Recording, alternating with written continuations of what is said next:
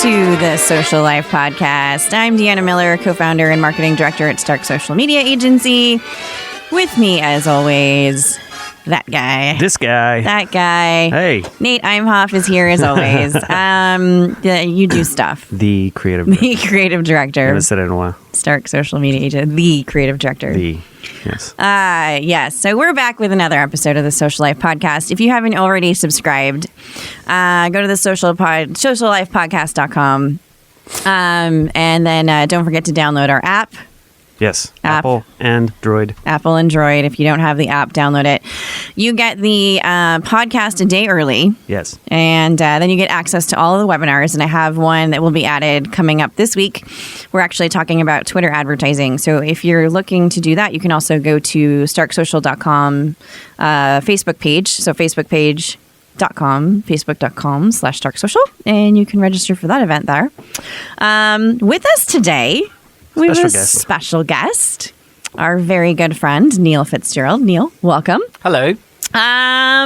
So we're talking today about a really important topic that I talk about a lot when I do my webinars and trainings is being a part of the community. And that means being a part of nonprofit organizations, community organizations that give back and do cool stuff. And one of the reasons that we met Neil was because of his involvement with nonprofit organizations. Correct. So Neil has worked with a bunch of nonprofits here locally in the city of Santa Clarita, and then also probably abroad in other places. Indeed. Yeah, he's just all over the place. This man is a world traveler. Not unstoppable. And I think most notably right now, you have a really important title. Big one. You want to tell us about your important title? I guess it's important. I'm currently National Vice President of the United States Junior Chamber. And the Junior Chamber, what is the Junior Chamber? What do they do? What kinds of cool stuff are they involved in? Okay, so the Junior Chamber started 101 years ago in St. Louis. I know. That's a long time. A long time Wow. ago. Long time ago. And the idea behind it was to get young professionals to give back to their community. And also at the time, it was also a social aspect of, making friends and getting on with your life. And the idea is that through community service and doing projects out in your community, you could gain leadership skills to help get promoted in your job or to go and start your own business as well, and also really start kickstart your life, so to speak, in your early 20s. The organisation's developed over time. So after the Second World War, we became JCI, Junior Chamber International, and we expanded out to over 100 different countries across the globe. And so nearly every country in the globe has got a JCI network at some point. Now we are a very internationally focused organisation. So we've been in the US for 101 years, but we're now very internationally focused. We're the only non-governmental organisation that's got a link to the United Nations. So we actually do a lot of work with the UN, particularly on malaria and prevention of malaria as well. Uh-huh. So we work with the United Nations Foundation campaign, Nothing But Nets. And the idea is that give a net, save a life. And these nets are available for about $10. And, that really makes an impact in the community. So we do a lot of work with the Nothing But Nets Foundation. We have built a partnership with the UN as well on human trafficking, which is actually quite a hot topic, not just within America, but also right here in Santa Cruz Valley. We do have a human trafficking problem here as well. And so that's something which we've started up recently. And again, we've still got that sort of social element of going out there and making friends. Obviously, I'm not American. I'm British, not Australian. I was guessing. I didn't even realize. I thought it was a Boston accent. He's like, wicked cool. Yeah, kind of. And when I moved here, I didn't know anybody. And so I got introduced to the JCs within about 48 hours of moving to America, and then made really good friends from it. And so if you're not from the Santa Cruz Valley and you move here as a young professional, it can be quite hard to make friends and build up a network and build a life. And so organisations like the JCs allow you to do it. The other thing is that I'm just one of those people who's a bit interfering and likes to get involved. And so I cause mischief. Cause mischief. So my background was I was a city council member in the UK, and I was on the board of a couple of charities out there and a scout leader. And so I kind of had that natural sort of empathy to want to go and do stuff.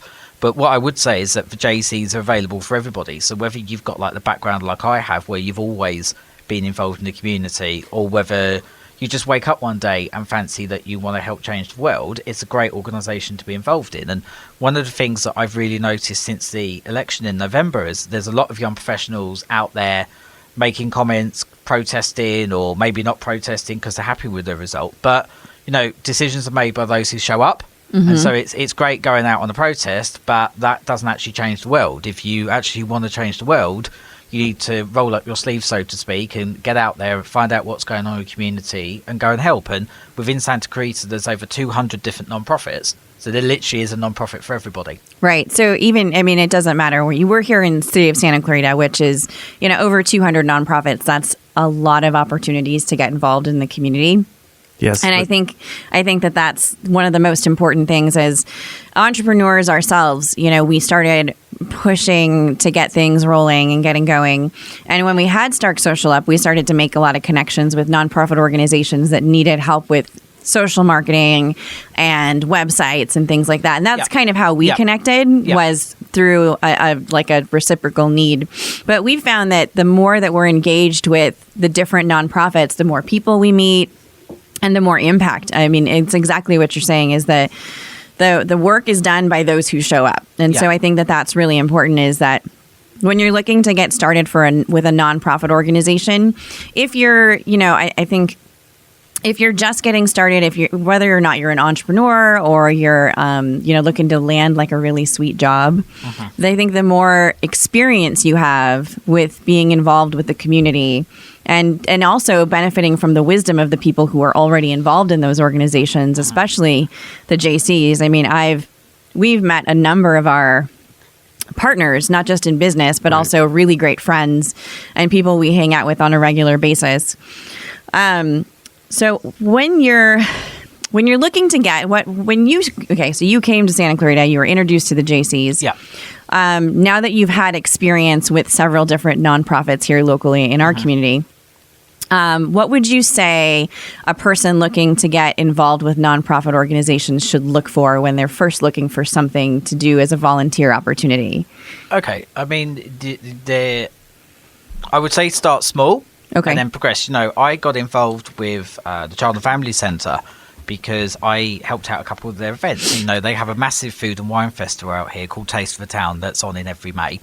And I just helped out on the day with registration. And then the next year I was like, oh, yeah, I remember that event. I could do a little bit more. And then the next year I then joined the board and got other volunteers. So I would say start small because if you've not been involved in this sort of thing before, it could be a bit overwhelming.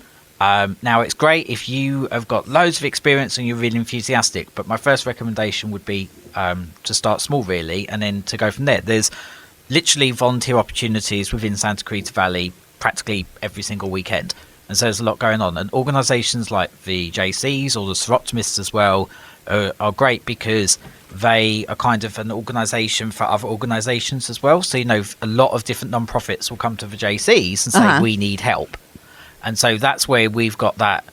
That's where we've really got that network, and we've got those links. Right. And so if you want to get involved within the non-profit community, but don't want to serve on the board straight away, or you just think it's going to take you a little bit of time to get your feet wet, so to speak, then an organisation like the JCs allows you to do that in quite a safe environment. Right. One thing, if I may, to pick up upon is you were saying about getting that sweet promotion and stuff. For young professionals after the banking crisis and the recession in 2008, it's quite hard to actually get that job. And, there's a whole thing about how do you become a manager when you're not actually a manager? How do you get those leadership skills? How do you prove to an employee in a very competitive job market, to an employer in a competitive job market that you're the right person for the job? And so you're seeing more and more young professionals get involved in non-profits or community work as a way of building up their resume, because everyone's coming out of college with a degree. Well, that's great, but where are your life skills and your life experience? And now I'm in a managerial position at my employer. I can tell you that we're looking for people who have got some outside experience as well, because it's very hard nowadays, if everyone's got a degree, to really determine whether that person has got the soft skills capable for that particular job role. And you can learn a lot from somebody by their outside experience. Yeah, no, absolutely. We were at the Builders Ball, and they were honoring your employer for employees going out there and building houses for vets. Yeah. Or Habitat for Humanity. In our community. Yeah. So I think that's awesome. That was open. I think they had 28 houses that last year they built. Yeah. Something that's incredible. Yeah. But I think that speaks a lot to, I mean, just what you're saying, Neil, is I think that like coming straight out of college, I remember, I got a job straight off the bat, but it was, one of those things where it's like, well, now what do I do? Yeah. I have my job. People like me. I seem to be doing a good thing.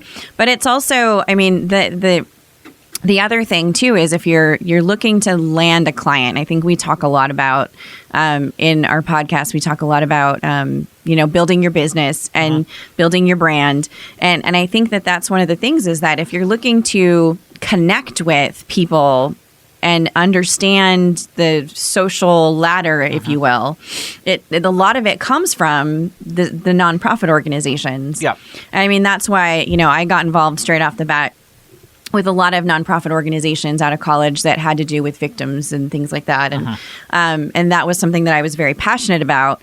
But then as I got busy, I started to feel overwhelmed. But I think that that's important. Your advice is to start small. Yep.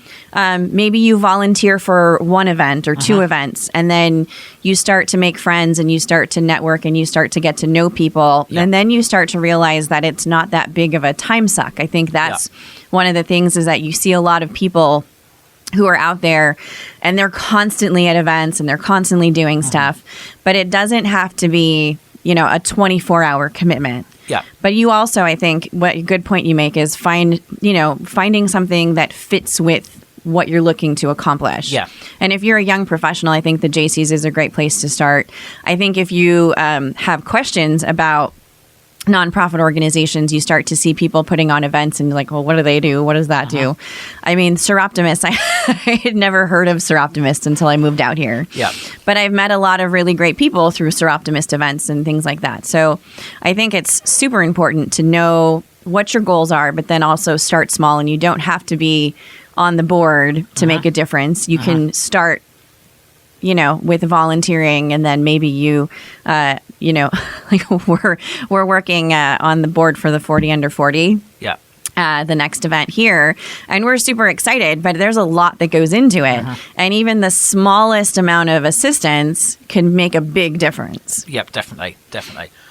Yeah. Nate's over there, like, you're posting a picture. Yeah, I'm just listening to you guys. Did you take a picture? What did you take a picture of? I did. Don't worry about it. I will worry about it. I got a picture right here. You did like an artistic picture of Neil. And you were in the edge. Oh, how does my like face look? Do I look okay? Okay, that's fine. You can post that. I think you should take a picture of your hair because it looks very buoyant. He's taking one right now. He's got really poofy hair today. Yeah, I got a lot of volume going on. Did you use a blow dryer today, or what'd you do? Okay, all right. We already had this conversation. Well, I don't know. I'm just concerned. I'm concerned that I can't be seen with you after this. I'll wear a hat. Okay, good. So Neil has done a lot of work with nonprofits. Another question. I just wrote down a bunch of questions because I've actually had a lot of people who have asked me about nonprofit organizations. And it's funny because over the last few years, I haven't done a lot until recently. Yeah. And it's because I also got myself into that frame of mind that it's like, it's intimidating. I don't have time. I have a kid.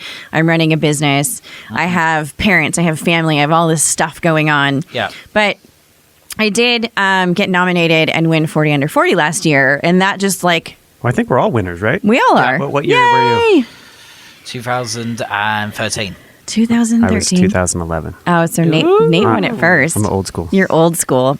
Back when the plaques were ugly. Oh my God. So bad. They were like they got them. They couldn't sell them, so they're like, here, you guys can have them. I mean, they were. Yeah, it was. You're welcome for the plaques. I saw hers. I think yours was the dark blue ones too, right? Yeah. 2000. Yeah. See. Yeah. We got really cool ones. I got screwed. Mine's in the living room. Nate's is like in a box somewhere. What can I say? We had new leadership. Good job. See, that's the kind of changes you can make working for nonprofits. Better plaques to award nominees. But so I wanted to, you've been on the board of several nonprofit organizations, and you have run and been in charge of some really cool, successful fundraising events for those nonprofits.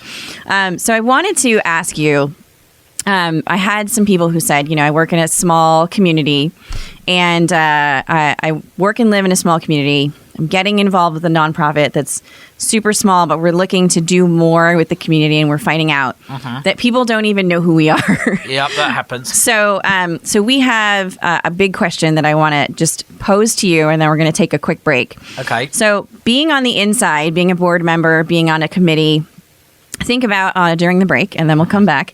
What kinds of tips or ideas can you provide to our fabulous entrepreneurs, business owners, and members of the Stark Social Podcast community to help people build more engagement with the community so people know that their nonprofit exists and that they have some amazing, cool opportunities to fundraise.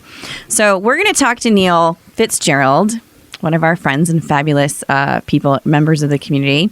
More after this break. We're the Social Life Podcast. Don't forget to subscribe, sociallifepodcast.com. Download the app. What else do we need to remind people to do? Follow us on Twitter, I think you got it. Instagram, yeah, we're on all Facebooks, the channels. YouTubes. All that stuff. All right. So we will be back in a short few moments. Go grab yourself a beer, a glass of wine.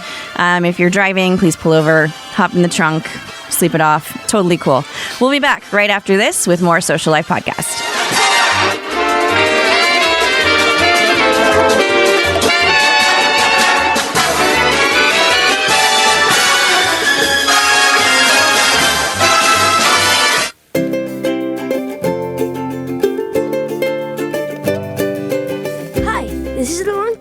My parents run the best social media company around. Go to starksocial.com today.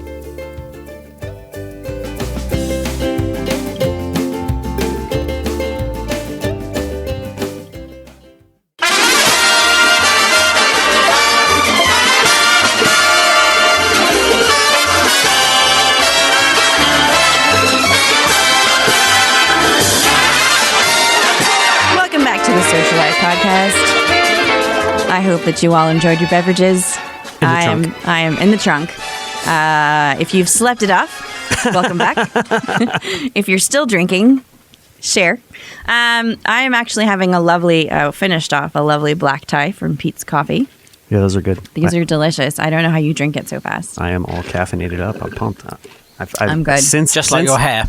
Yes, just like my hair. I'm all puffed today. I love it. Neil is here, and he is not. He's taken every opportunity he can to poke at the hair.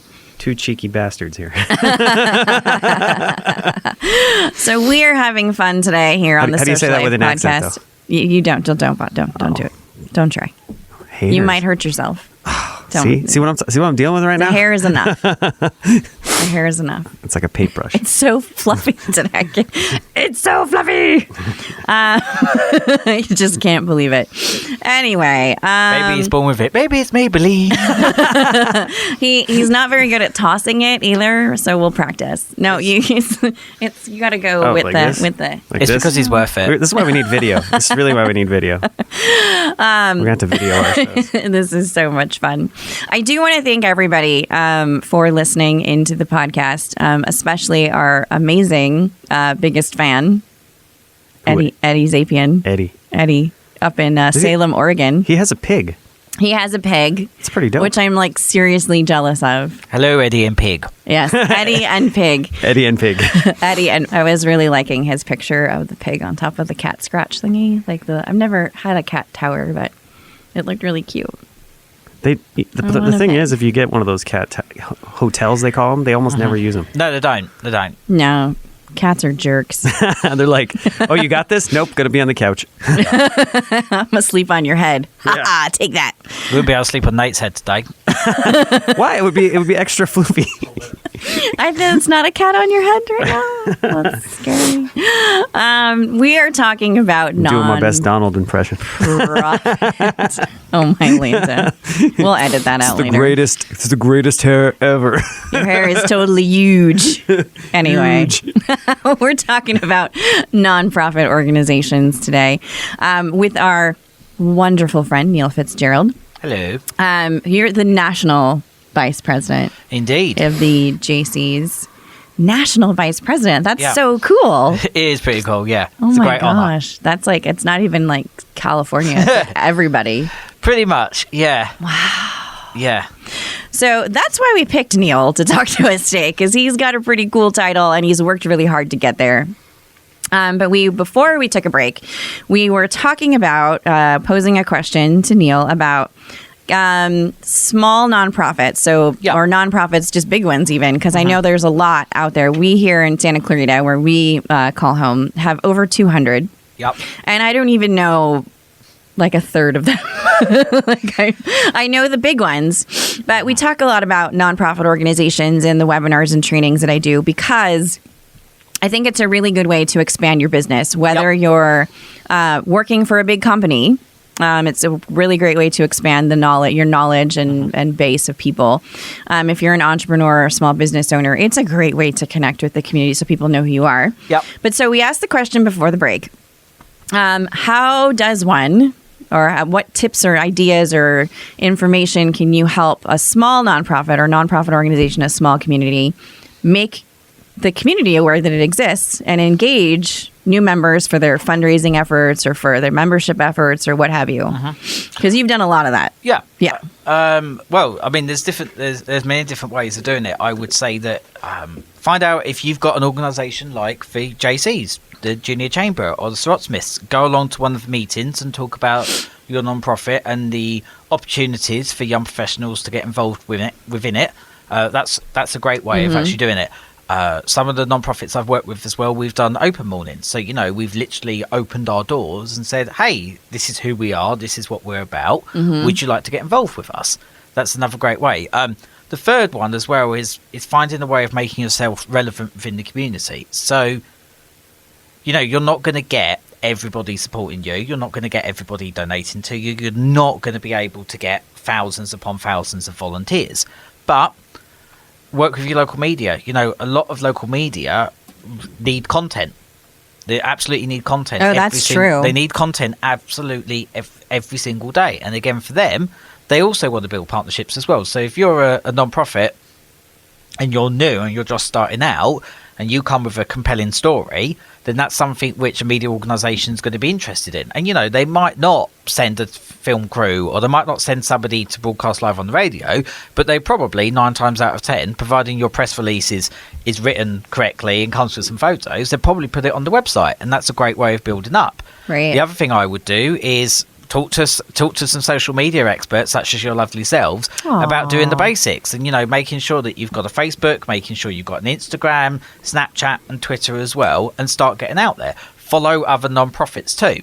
Another way of doing it is to phone another non-profit and go, hey, we're starting up, we're not trying to compete with you, but what tips have you got? Because non-profits will work with each other and will share ideas. One of my non-profits, well, actually both of the non-profits I've really been involved in Santa Clarita Valley, Child and Family Centre and Single Mothers Outreach, kind of operate within the same sort of sphere, kind of don't, but there's that link there as well. And a lot of non-profits will want to work with another non-profit so that if they get a referral to them and they can't help that particular person in those circumstances, they'll go, oh, here you go elsewhere. So, for example, I manage our Facebook page at Single Mothers Outreach, and we get some fantastic donation requests coming through from people out in the community. Now, unfortunately, we can't always handle that. We have a fantastic clothing store, Closet on Main, in Main Street in Newhall, but we don't have a furniture shop. And so, we get people wanting to donate furniture to us. And so I recommend a different non-profit and go, well, talk to these people because they would need it. Sometimes we get people who contact us because of mental health issues. So then I would then refer them elsewhere. And so that's the great thing about working with non-profits is that we all sort of link in with each other and build each other up and support each other. So just to recap, first of all, I would say find an organisation like the JCs or Slotsmiths and go to one of those meetings. 2, talk to your local media as well, particularly if you're a new non-profit because they're interested in compelling stories. And then 3, call other non-profits as well and say, hey, we need some help. What do you recommend? And work with lovely people such as yourselves. I think those are great tips. I think that's something that everybody can do because those are good actionable items. He's just smiling over there. He's like, yeah. Nate's like, sure. Here I am. You're just like window dressing today. I am. Yeah. With my hair. Can I add to this? Yeah. I would say as well that maybe you you're out in your community and you're like, actually, there isn't a non-profit that really speaks to me. There's nothing stopping you setting one up for yourself. Totally. I've seen that happen, and you can do it quite quick. You can do it quite quickly. It isn't scary, and talk to your friends and go, hey, I'm thinking of, like, I don't know, doing care packages for the troops, for example, or a teddy bear drive for the local hospital. Hey, I want to start doing this.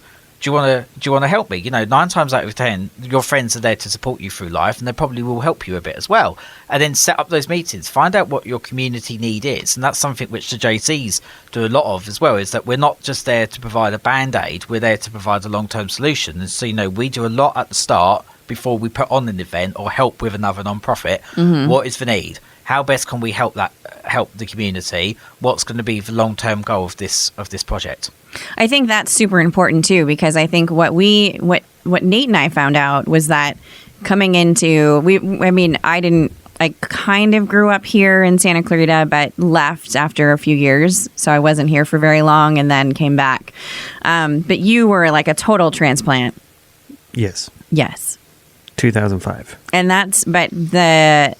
your connections with the nonprofit organizations, like you got nominated for 40 Under 40, and that opened up like that opened up a lot of opportunities. Yeah. Right. So that opened up a huge bunch of opportunities. So I was old school. We were talking about that. Yeah. OG class. OG. But I think that's really important, is that if you don't have a nonprofit in your community, I mean, we ended up finding that there were a bunch of nonprofits for things that we were thinking about, hey, maybe we should do this. And then we would do some research. It's like, well, it exists. So we'll reach out and help. And I know from my own personal experience that when I moved out here as a single mom, Single Mothers Outreach helped me immensely with, how do I fill out this paperwork? I don't know what I need. Why do I have to keep filling out stuff for the state? And then now the feds, and now this, and now I'm this and that, whatever. They were immensely helpful. So I think, the thing is if you're looking to get started, or if you are already in a nonprofit and you're looking to, get some footing, definitely engage with people in your community, and don't be afraid to ask for help. I mean, I think that's one of the things is people like us, like Nate and I, involved in the community, we do a lot of donating the work that we do to nonprofits because we know that their budgets aren't huge. When it comes to marketing, they don't have the same budget as a corporate company might.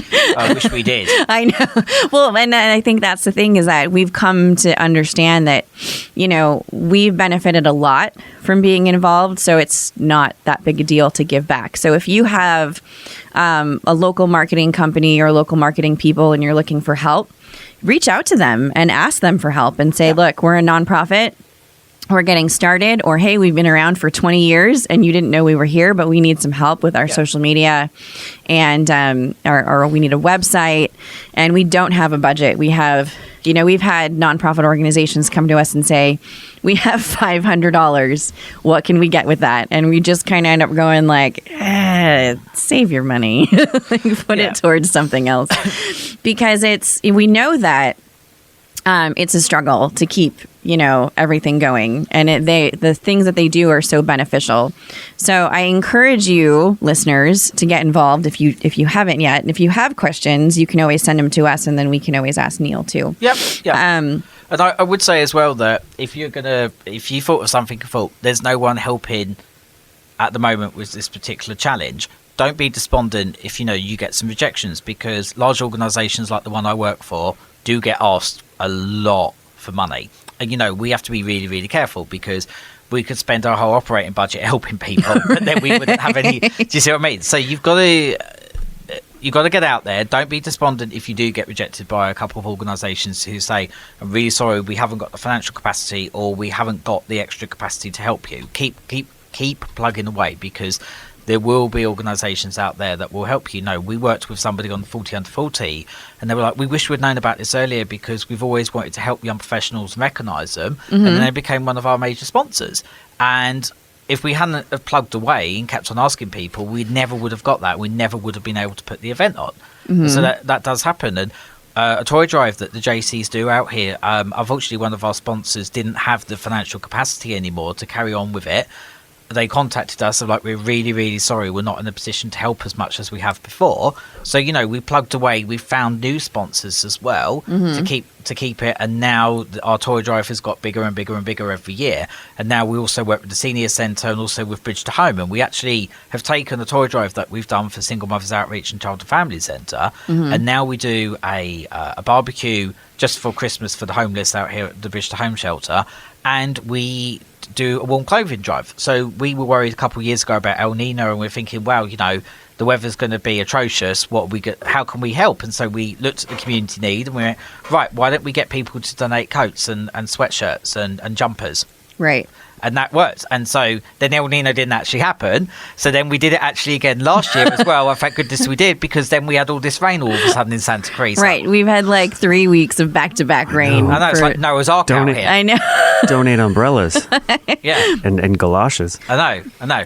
So I would say don't be despondent. Keep plugging away. So there's many different ways of being involved. You can either go out there and start a new non-profit because you're really passionate about something where there's a need within your community, also in another country as well, and you really, really want to help, or join an organisation like the JCs where you can you can start small and then get bigger as well, or phone non-profits. No non-profit is going to turn away people who phone up and go, hey, I want to help you. Right. Now, it might be that your skill set doesn't fit that particular non-profit, but again, most of the non-profits talk to each other, so they may say to you, hey, we actually don't need somebody at the moment to do X, but this sister organisation of ours needs somebody to help with Y. Have you thought about working with them? See, that's great. I think that's important, is that there's always, I think it's important that networking amongst nonprofit organizations. There's not this, I think what's beautiful is that there's not this like competitive environment here where we are. And I think that speaks for probably most communities with nonprofits, is they're not competing with each other to say like, we're better than you, we have more members, don't talk to them because they're, whatever. I think that's beautiful. I love that. I think it's just important to remember that, if you are feeling low about your nonprofit organization, like Neil said, just keep plugging away. And if you're looking for a nonprofit organization, you have something to say? Well, I was just going to say Neil is like unstoppable with this stuff. Oh, I know. No, I think that's why, like, people ask me questions all the time. And he's I'm a like, grinder, man. I don't even. He just keeps grinding. I remember on Santa's Little Helper, you dressed up like an elf, huh? Yep. That was hilarious. Yep. I love that. So Neil's last tip of the day, get an elf costume. This guy is legit. Like, he dressed up as an elf.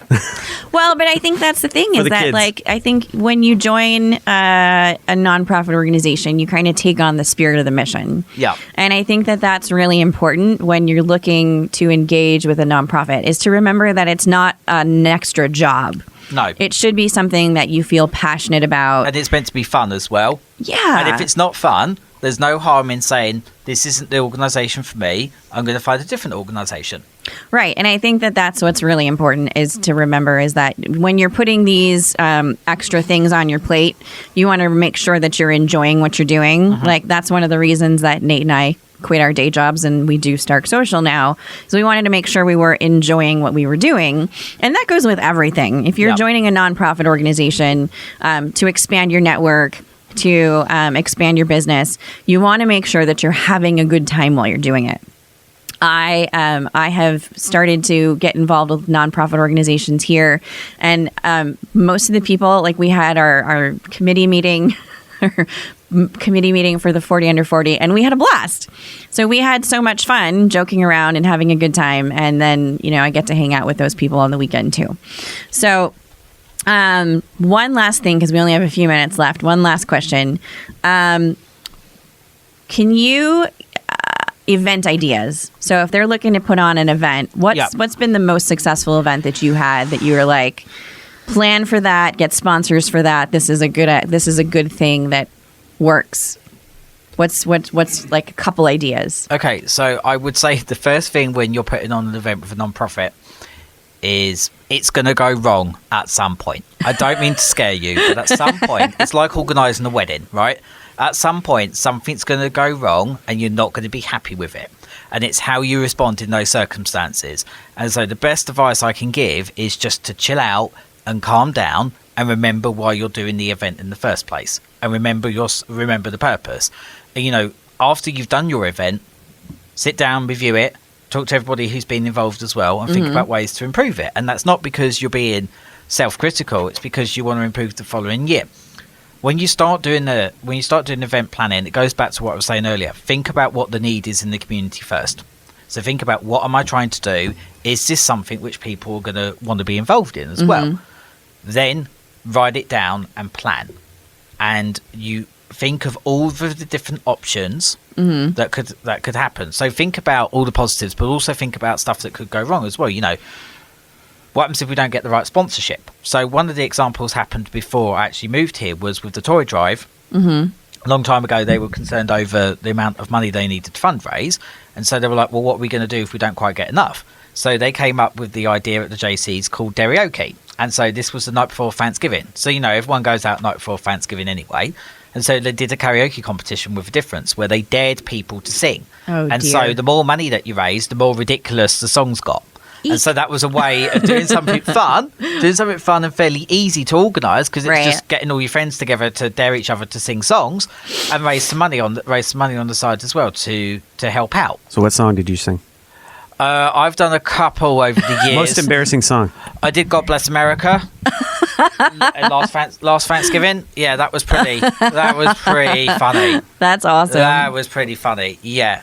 Once I hit with the English accent? With the English accent. Awesome. Once we hit a certain magic number in the future, I will do the national anthem, but we're waiting to get that sort of money in. It's going to go viral. That's going to cost a lot to get me to sing that. No offense. So, I would say think about what can go wrong, but also plan it all out. So organisations like the JCs, we have a thing called the Project Management Guide, and actually Domino's, the pizza company, got us set up using one of these guides.